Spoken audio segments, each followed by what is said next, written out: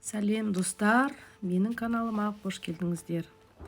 Бүгін мен сіздермен корейский морковча осындай профессионалды аспаздардың дайындайтын салатын дайындайтын боламын. Міне видеода көріп отырғандарыңыздай осындай әдемі салатты дайындайтын боламыз. Бұл сатылымда жүрген рецепт. Бұл рецептпен сіздер бизнес жасасаңыздар болады. Ең алдымен аршып алған морковымызды осындай салқын суда 1 сағат хрустящий болу үшін 1 сағаттай салқын суда ұстайтын боламыз.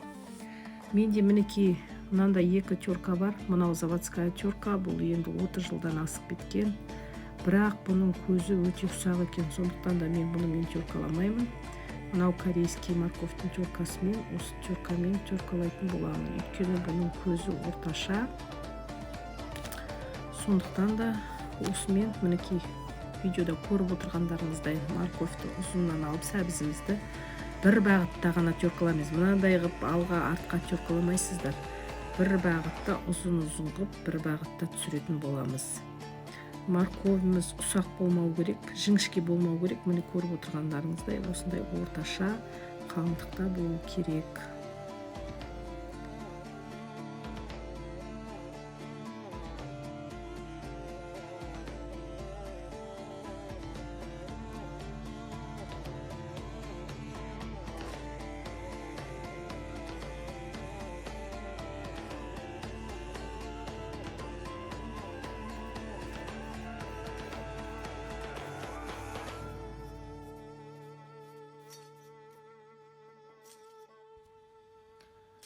Мінекей осылай барлық сәбізімізді осылай теркадан өткізіп, осылай ұзыншалап ұсақтап аламыз.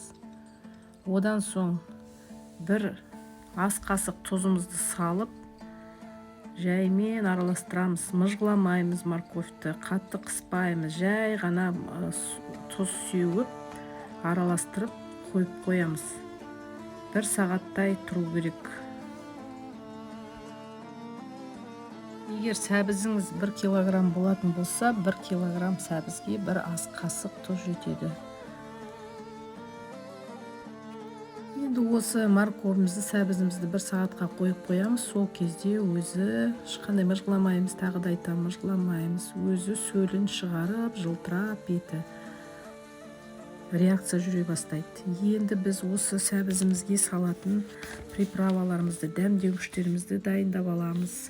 Бізге уксус, соя тұздығы, кептірілген кинза, чеснок, қара бұрыш, қызыл бұрыштың түрлері, паприканың, ысталған паприка, ащы паприка, қант керек болады.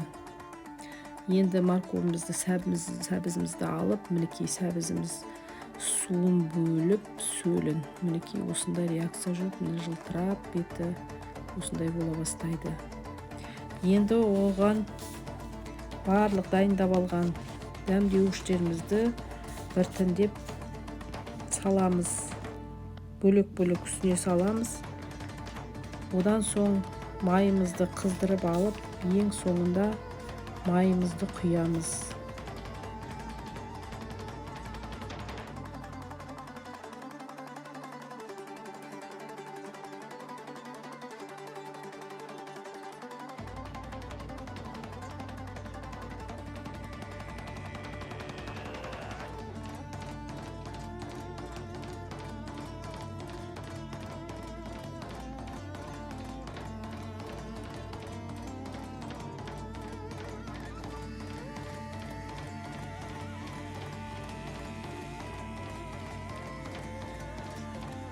Естеріңізде болсын, соя тұздығын көп құймаймыз. Мөлшерінен артық құймаңыздар, өйткені салаттың түсі өзгеріп қап-қара болып кетеді. Сондықтан соя тұздығын байқап құйыңыздар.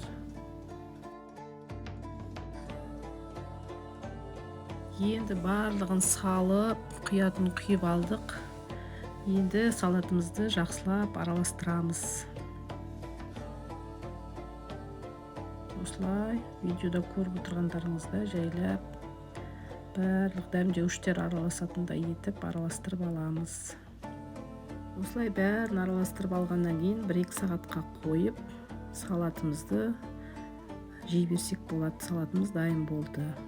Енді бұл салаттың бір ерекшелігі, бұны біз салқын жерде бірнеше күн сақтап, бірнеше күн пайдалансақ болады. Осылай бірнеше порциямен жасап, салқын жерде сақтап сатсаңыздар да болады, бизнеске айналдыруға болады. Егер менің осы видеом сіздерге ұнап, осы рецептімен жасап сіздерге ұнап жатса, менің видеома лайк басып, комментарий жазып, менің осы каналымның дамуына өз үлестеріңізді қоса отырыңыздар. Каналыма жазылмаған кісілер каналыма жазылып, қоңыраушаны басып отырыңыздар. Әлі де алдағы уақытта көптеген осындай пайдалы видео рецепттермен бөлісетін боламын. Сондықтан да менің каналымда менімен бірге болыңыздар.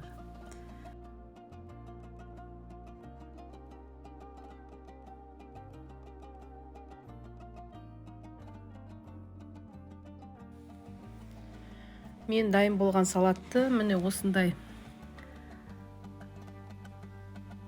ведеркаға салып қойдым, салқын жерде. Кез келген уақытта мінекей дайын салат алып жей бересіздер. Енді бұл салатты түрлендіру үшін қасына қияр қоссаңыздар болады, қызыл тәтті бұрыш қоссаңыздар, жасыл пияз қоссаңыздар да болады. Сөйтіп түрлендіріп жесеңіздер де болады. Енді мінекей осы сочный, сондай дәмді, түрі де әдемі салат. Мен сіздермен осы салаттың рецептісін тегін бөлісіп отырмын.